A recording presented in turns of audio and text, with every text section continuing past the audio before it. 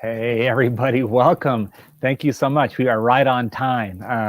Thank you for joining us from the East Coast, excuse me, and from the West Coast. We got people that have been on now for about 7 minutes. We put up the slide and coming to you from the Rocky Mountains, the ranch, and from our studio. Tomorrow and next week, I'll be coming. I go to California tomorrow, so that's going to be a new experience for me. It'll be my first trip since COVID.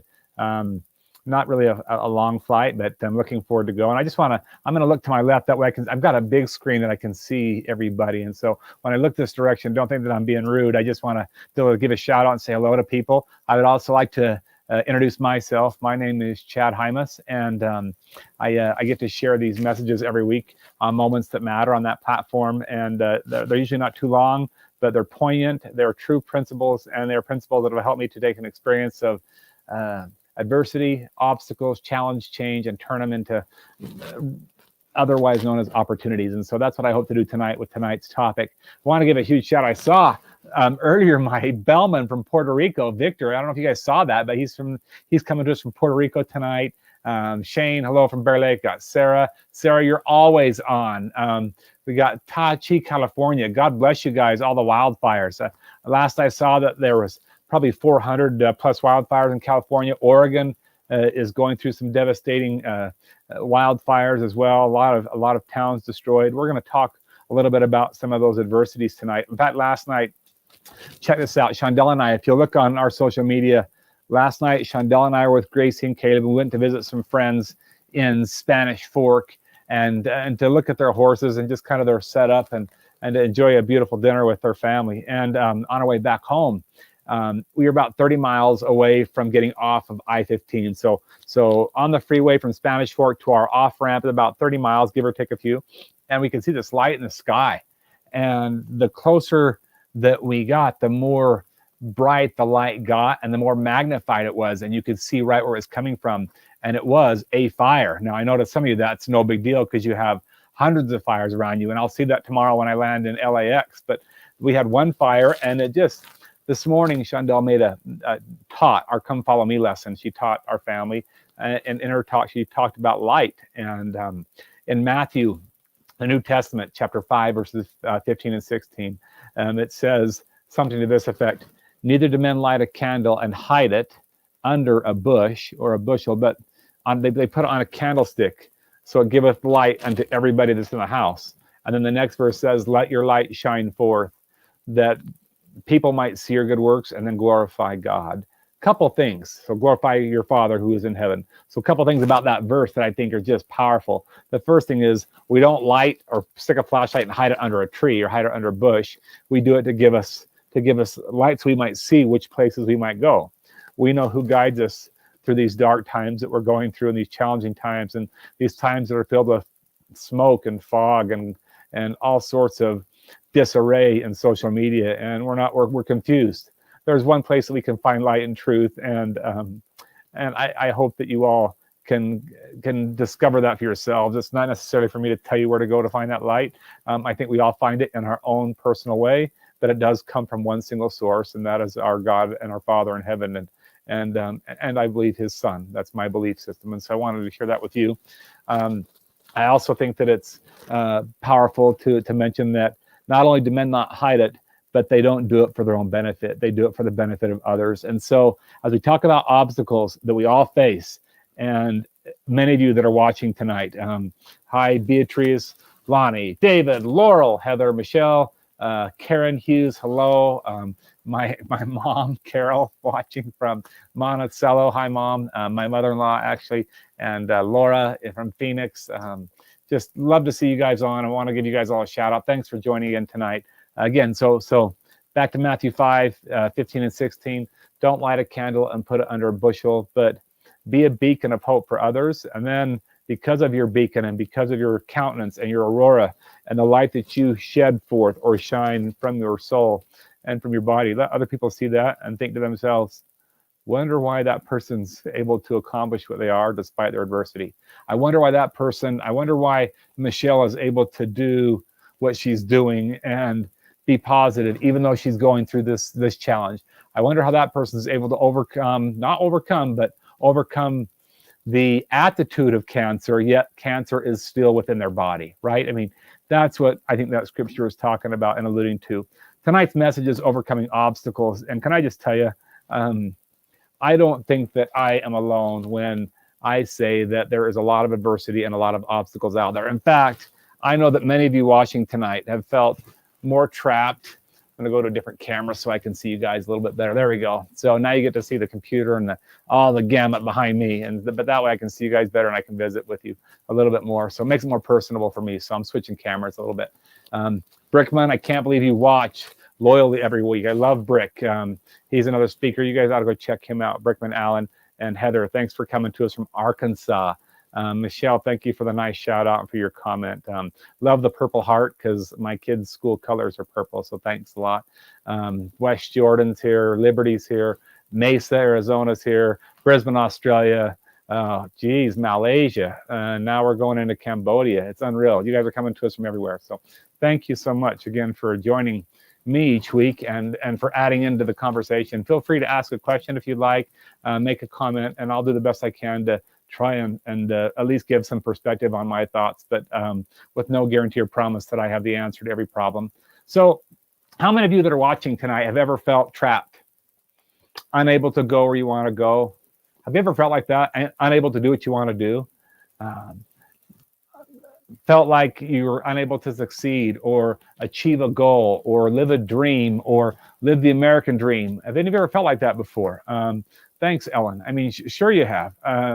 I don't think there's anybody that's immune to not feeling that way. And so how is it that some people seem to rise to the top and overcome obstacles versus those that seem to stay stuck in that rut, you know, that they don't progress? I mean, I know a lot about paralysis and being stuck in a rut, but none more than this. For those of us who choose to stay caught up in the way we did things in the past, we'll experience a great deal of pain in our life, a massive deal of pain.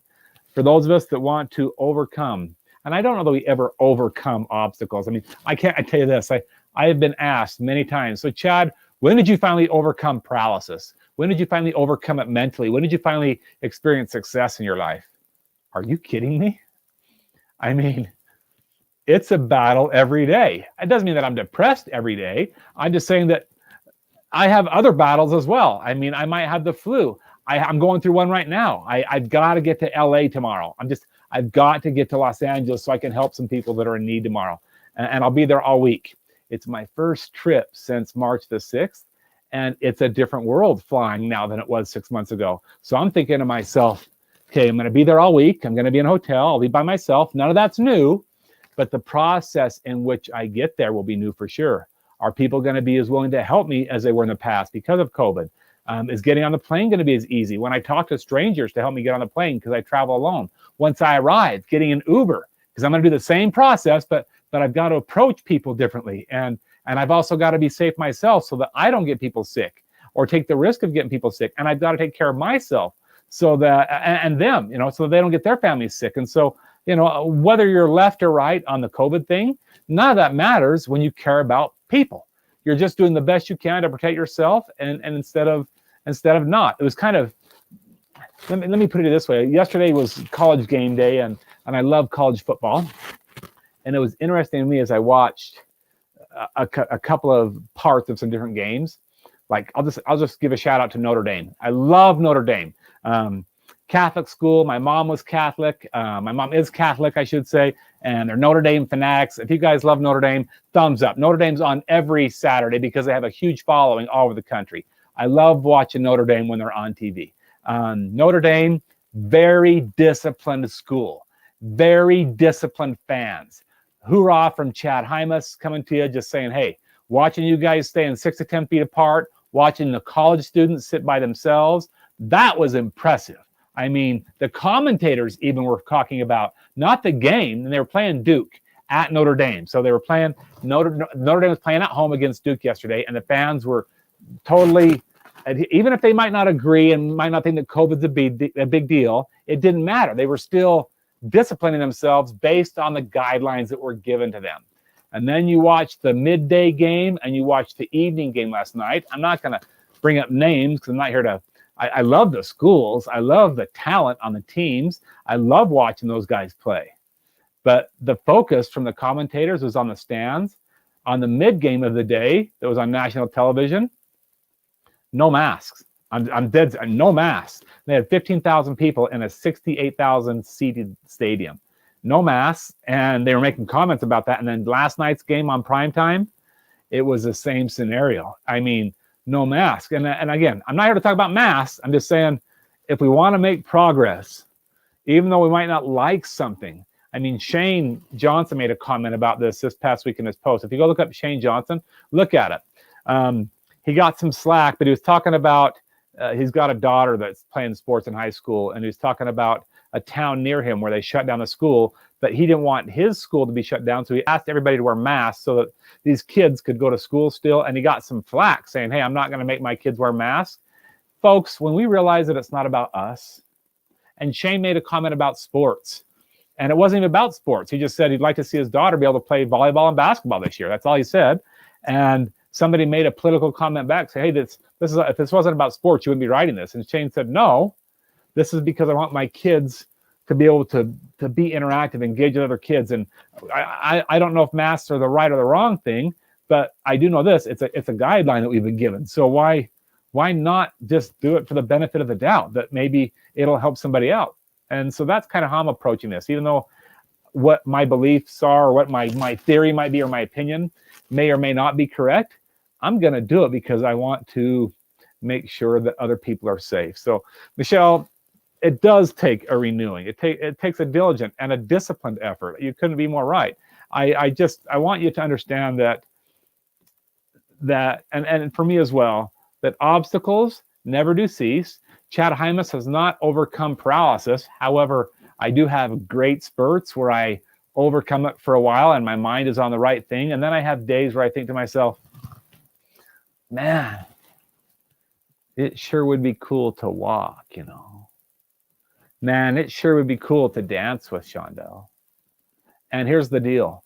Here's the catch. I can't let my mind go there for too long. Otherwise, I'm in trouble.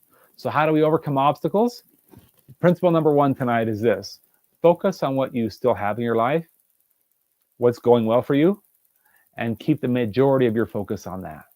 So even if it's something small, as small as you have a friend, maybe it's as small as, you know what, I woke up today. Maybe it's as small as, you know what, I lost a pound or two. Maybe it's as small as I have food in the fridge to eat and I got a roof over my head. Again, I'm not trying to sound rhetoric here or give us, some sort of slang or language that's used over and over again. I want to make this different. But the truth is, think of one thing that you have going good for you. For me, it might be the fact that I'm married to the girl of my dreams despite having a challenge. I have 4 beautiful children and a beautiful daughter-in-law. I mean, I've got that going for me. So focus on what you do have, not on what you don't. It is a very, very powerful tool that I use. It's a drug of choice that I use to keep my mind from going into a state of depression, and it helps me to overcome the mindset obstacle. Doesn't mean the paralysis or the pain goes away. That's not it. But I don't have time to worry about it. Right now, I'm focused on getting to LA. Let's back up. Right now, I'm focused on you guys. I'm focused on my audience at hand. I'm focused on being present in the moment. I don't have time to worry about the fact that I'm in a wheelchair. I'm kind of stuck. And God only gave us the ability to focus on one thing at one time. So as a human species, we can only focus on one. You can't focus on your goals and things that are going right for you and your positive aspects, and also be focused on the negative at the same time. You just can't. It's either one or the other. Now that doesn't mean they can't come back and forth, but you can choose, and you have the power to choose on what you're going to focus on the most. For me, when I focus on what I have going right for me, more comes to me in the process. Doors open up, windows open up, and that's what's going to happen when I travel. If I sit here and worry about, man, I don't know if I'm going to be able to get on the plane, I can't walk, and it's COVID. What's going to happen when I get to the car garage and there's no, I can't check my bags in outdoors now because they're not open. So I already know that. I made the phone call last night. I cannot check my bags in where I've been checking them in for 20 years. That part of the airport is shut down. So I can either worry about, hey, how am I going to get my bags in? Or I can just jump in with both feet and trust and have faith that things are going to work out okay. And I bet you I get to LA tomorrow. I bet I do. I mean, I'll share with you step by step what happens. I'll record it all. I don't know what's going to happen tomorrow. I haven't planned it out. My wife's not traveling with me. My boys aren't going with me. My daughter's not going with me. I am going to the airport tomorrow by myself. And I don't know what's going to happen or who's going to help. I am going to go a little early to maybe allow for some extra time in case an obstacle pops up. Like maybe I'm going to have to exercise some patience and wait for that right person to come along that might help. But I will hit the goal. I'm going to get to the goal. Now, there was a time in my life where I didn't think that I would hit the goal. And in order for us to be realistic tonight, I need to share that time with you. So I'm excited to share this. This is going to be kind of fun. So I got to go back to camera 2 so I can be kind of by the computer. So I'm going to face over here. Michelle, George, you're back again this week. Thanks. And Laurel, hello to Laurel. Thanks for joining me as well and for joining all of us. And you guys, thanks for your comment. And George says that all sports were shut down in New York and Long Island. Maybe that's the right thing. I don't know for that time. I do know this. I'm a BYU fanatic, and BYU played Navy last week. It was on national television. And BYU's game against Army is canceled this week because some BYU players came up with the COVID disease. Now, whether or not you agree with COVID or not, it doesn't matter, but they've canceled the game because they believe it's the right thing to do. So the game will not be played on ABC on Friday. The game is canceled. So I'm just simply saying that if we don't take the precautions or necessarily do the necessary steps to do all that we can, we do take the risk of things shutting down, or maybe even shutting down to prevent. It's not a bad idea either. I just don't think that any of us have the right answers. But remember, we got to keep our focus on the light. Remember that fire last night that we had, that I saw, that light. It guides a path. Men don't light a candle or light a fire and hide it under a bushel, but on a candlestick, and it giveth light unto everybody in the world. I think these fires are a wake-up call to us. I'm not saying God's cursing us and killing people. Please don't hear that message. I'm not saying that. I just think that the times that we're going through in 2020, maybe it's a wake-up call that we need to be more submissive, meek, charitable, humble, be more serving towards people. I didn't say you had to worship a certain God. That's between you and your creator, or whatever your faith is, whatever you believe in. Just because I'm a Christian doesn't make me better than a Muslim.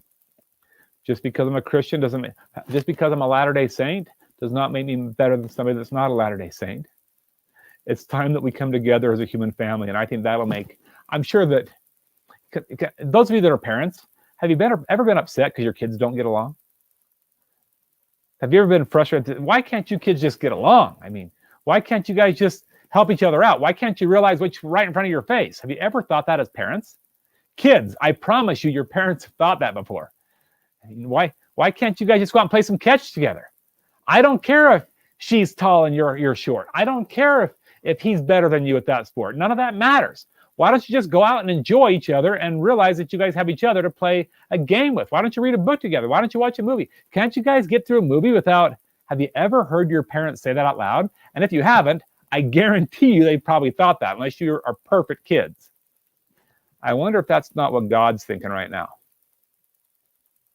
Why can't you children just get along? Why do you have to forget me?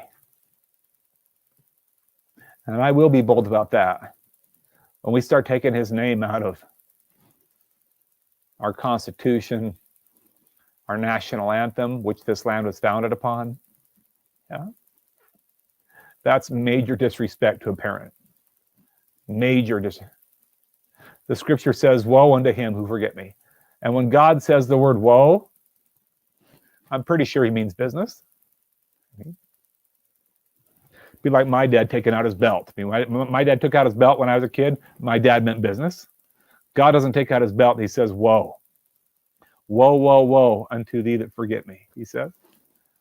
I wonder if God isn't up there thinking, why can't you kids just get along? Why can't you be more grateful?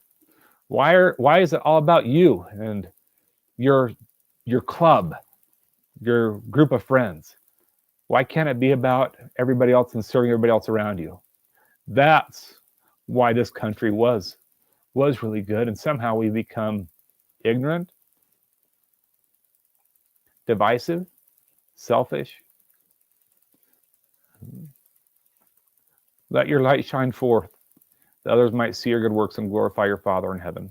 Let me take you to the story where I had this obstacle. No, I'm not talking about my paralysis, but this marathon that I gave up on. I set a goal. So maybe some of you have set some goals before in your life and you've wondered if you'd ever get there or if you'd ever finish. I had this goal to get to Los Angeles tomorrow, and a part of me wonders, am I going to get there on time? Is it, is everything going to work out okay tomorrow? This, again, first trip since COVID. Is everything going to be all right?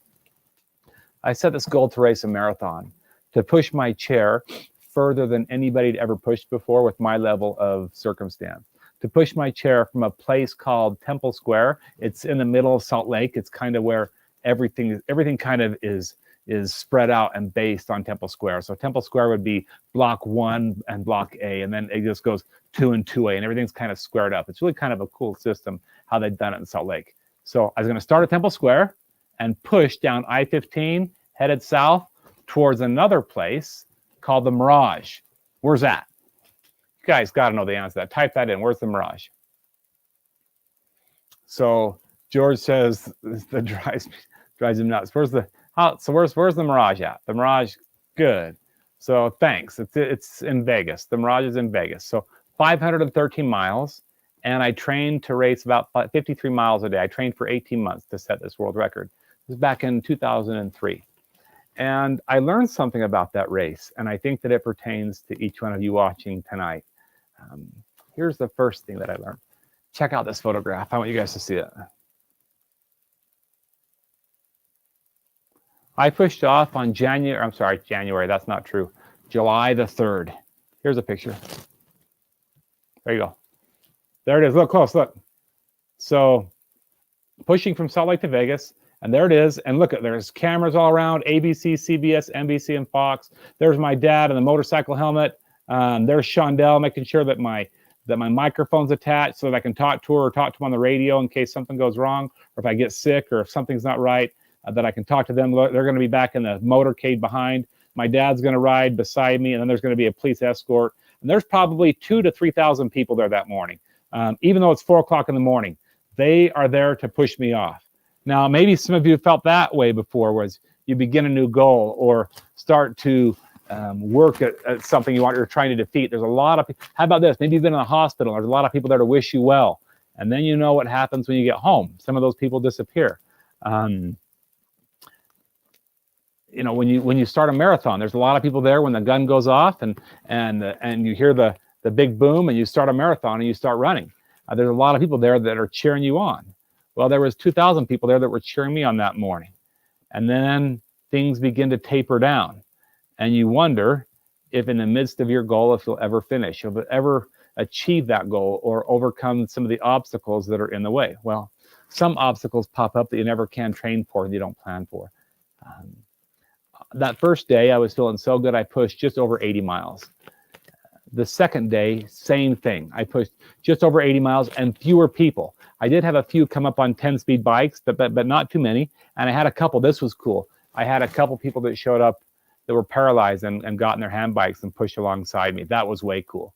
Day number 3, we hit the desert in Utah. I know a lot of people hear about the Rocky Mountains in Utah and how beautiful it is. That is absolutely true. But Utah is also desert country. And when you start heading south and heading towards Vegas, that is dry heat and desert ground. On day number 3, it was hot. And I only pushed about 49 miles, so 4 miles left. And I began to wonder, hey, if it stays this hot, am I going to be able to maintain on my goal, even though I overachieved the first 2 days? Day number 4. That was a bad day. I had headwinds of over 15 miles an hour. I had headwinds, blowing towards me. So I had to push, I was pushing, even going downhill. So downhill, and I'm still pushing, thinking, am I ever, surely it's got to get easier than this. I thought about that too. Have you ever thought that before in your life? Have you ever been tempted to think that before?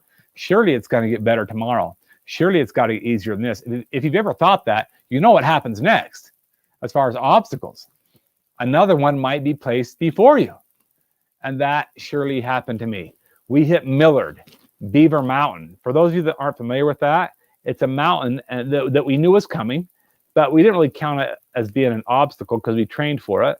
But it does increase in over 2,300 feet in 4 miles. That's steep. I mean, that is not ADA accessible mountain. That is a bad.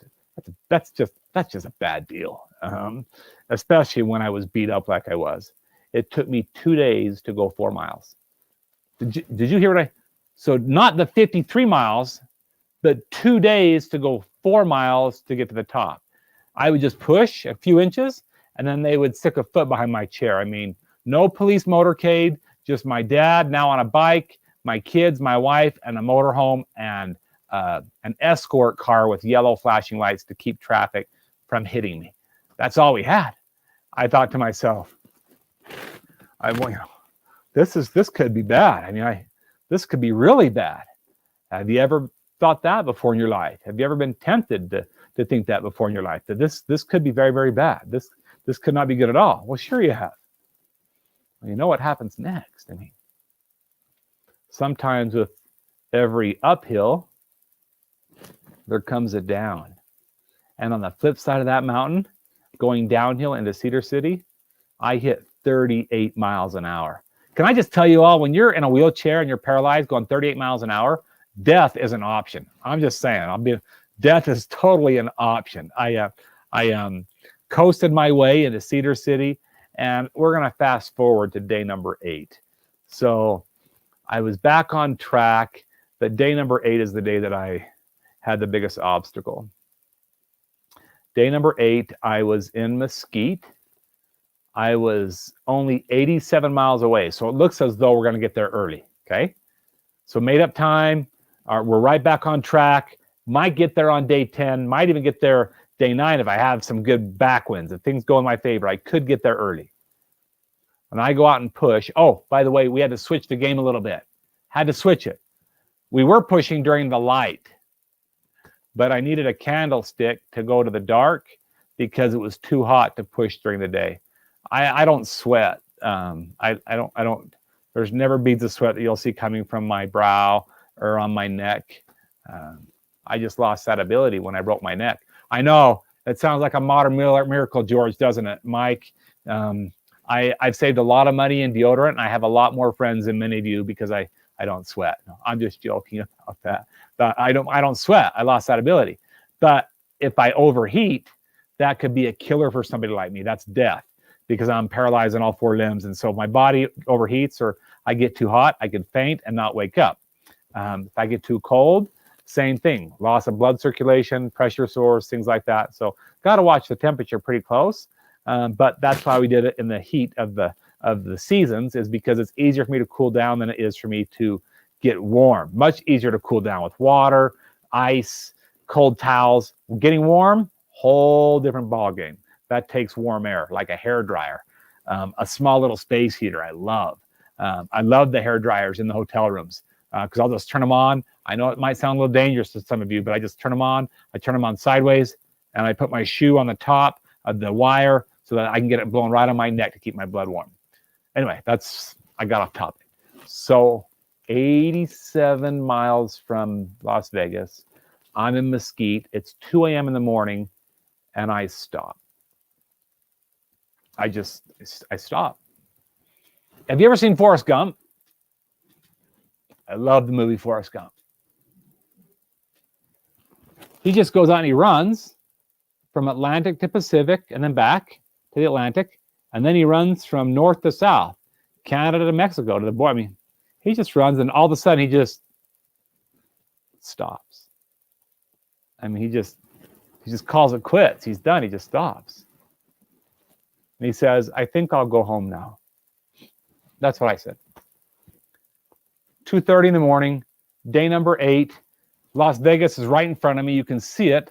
Just like I saw that fire last night in the sky, 30 miles away. Las Vegas was 90 miles away, and I could see it with all the lights that are on in Vegas. But I had bruised and blistered up hands from pushing for 8 days. I'd broken 4 chains. I had a stitched up back. I didn't tell you that. I'd fallen out of my chair, and it didn't hurt because I can't feel it, but being drugged up from that and having the stitches, again, I didn't feel the pain, being honest, but I was all taped up because of that, and they taped around me, and I got right back out on the course, even though I was advised not to do that. Not one of the highlights I talk about my marriage, because my wife wanted me to get home quickly. She was worried about me, but I still kept pushing on. But that took its toll on me for sure. But most of all, I'd really done a pretty good job. I mean, I'd gone further than most thought I would go. The roads were still empty, but my dad was proud of me, and my dad shut off his motorcycle and he came over to me and he said, "Son, everything all right?" I said, "Yeah, I just think I'll go home. I've had enough, Dad. I think I'm tired. I think I'll go home now. I'm tired of pushing and tired of racing." And he said, "Okay, I'll take you home. We'll go back in the motorhome." So my dad picked me up and he carried me in the motorhome, got me cooled down, and then he sat by me on the couch and he asked everybody else to leave. My mother, my brothers, my wife, my kids, everybody go in the back bedroom. So it's just me and my dad in the front living room of the big motorhome, and we're sitting on the couch, no TV, no music, just me and my dad. My dad says this. Now think about this, and I want you to relate this to our Father in heaven. "Son, how have you measured your success despite the obstacles?" I mean, he said that to me. I said, "What?" He said, "How have you been measuring your success on this marathon despite all that you've been through?"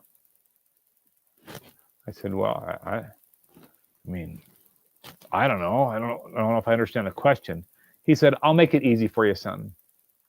How have you been measuring your success, your progress?" I said, "Well, I can answer that question. That's pretty easy.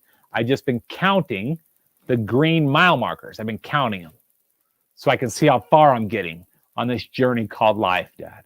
On this marathon from Salt Lake to Vegas. I've been counting the green mile markers so I know right where I'm at, Dad." He said, He said, "Can I share something with you?" I said, "Sure." He said, "Maybe that's not the best way to measure your progress or your success."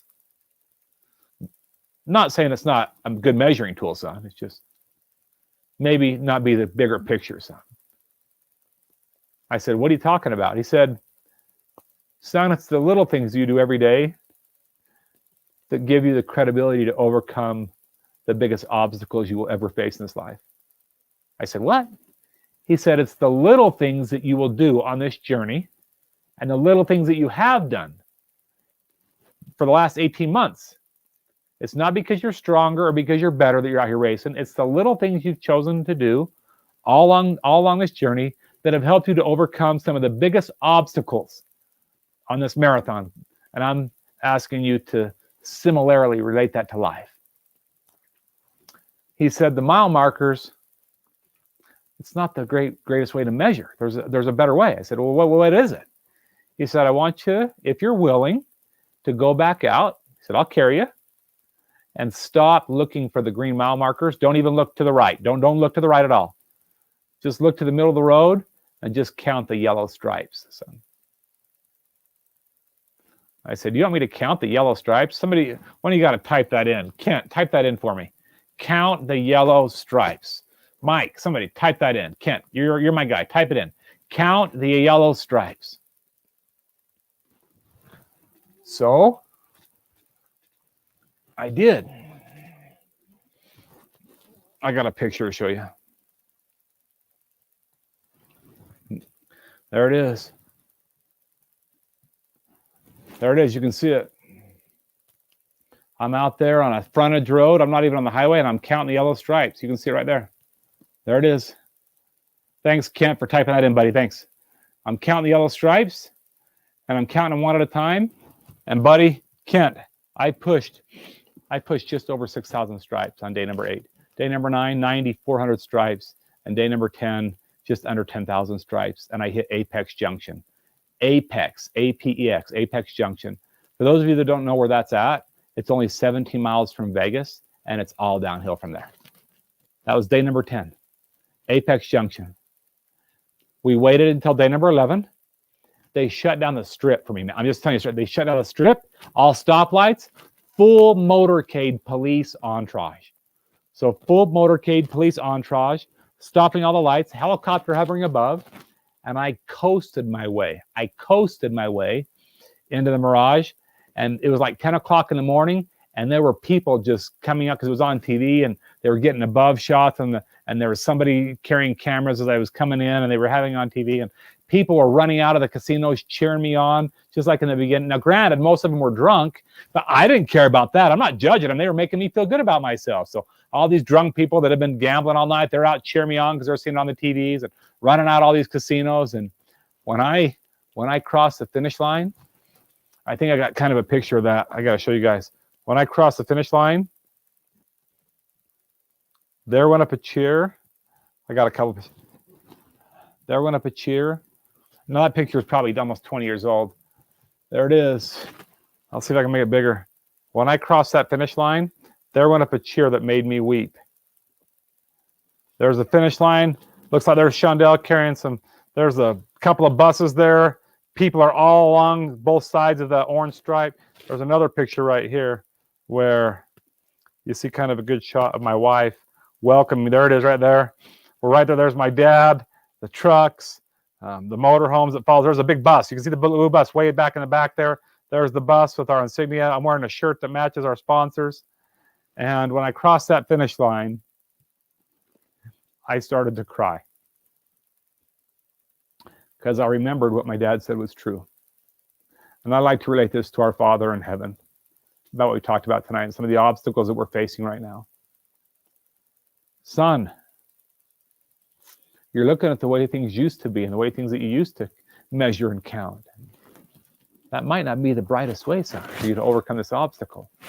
It's the little things that you do every single day.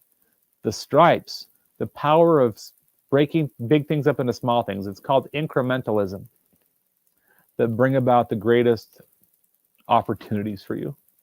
And I just want you to know that that profound principle has helped me to take an obstacle, if that's what you want to call it, of paralysis, if that's what you really see on the screen, and turn it into an opportunity of flying to Los Angeles tomorrow by myself. Tomorrow's going to be okay. I know that because I'm not going to worry about Los Angeles. I'm not going to worry about anything. I'm just going to worry about getting there 1 mile at a time in the car, driving to the airport, seeing what happens next, and I'll get there. I will get there, and all will be okay. And when the next obstacle comes up, I'll look at it the same way. That's how Chad Hymas, that's how I get through different obstacles that pop up, whether it be a pandemic, paralysis, an argument, a dispute with a community member, I don't know, a disagreement with a child. If I can take that and break that up a little bit and put that into perspective, I'll be a better father, a better husband, and hopefully I'll be able to say to God, I did let my light shine, and I didn't hide it under a bushel. I wasn't embarrassed of my beliefs, and I wasn't embarrassed to say that we should take God or we shouldn't take God out of our country. I stood up for what I thought was right, and hopefully that influenced others and glorified your name. Matthew 5:15 and 16. Neither do men light a candle and hide it. So men don't have a belief system, they hide it. But they have a belief system and they share it. The others might see their good and then glorify their God. Not glorify them, but glorify their God. Brothers and sisters, my friends, that's called discipleship. That's called humility. That's called letting your light shine. And all the obstacles, somehow they just seem to take care of themselves. No, don't get me wrong. Sometimes it's painful and it can hurt, but through those greatest challenges come our greatest triumphs, and we will get through this. I just pray and hope that we get through it sooner than later. That all depends on each one of us. So I hope tonight's message has meant something to you. We're on each and every Sunday at 5 o'clock, Moments That Matter, right here on these channels. I want to, Brian Jones, thank you. Sharon Peterson, thanks. I wish it was my attitude, Sharon, but it probably wasn't. It was probably everybody else's around me. So that's the truth. That's the truth. Miss Seagraves, thank you for joining us tonight. Brick, I love Brickman Allen. You guys, Brickman and I have spoken together many times and shared the platform together. You need to go check him out. He's been making some comments on here tonight. So really appreciate all y'all joining us tonight. We'll be on next Sunday at 5 o'clock. I might be coming to you from California next week. It just depends on how this week goes. I might still be in California in a hotel room. So we'll see how that just pans out, and we'll be ready for you. So George, thanks again for joining us. You're always great to be here, and I love your comments and love reading through them. God bless you guys, and we will see you on the next broadcast next week. So give a shout out to everybody. Say goodbye. Thanks, Joanette Alvis. I hope I'm saying that right. Thank you for being here. Michelle, thank you. Brian, Mark, Mom, thanks for being on the line. Kent, appreciate you being my scribe tonight and typing that in for me. And Sarah, thank you as well. I really appreciate being on. Looking forward to next week's topic, and we will come to you next week. God bless you guys, and take care of yourselves until next week.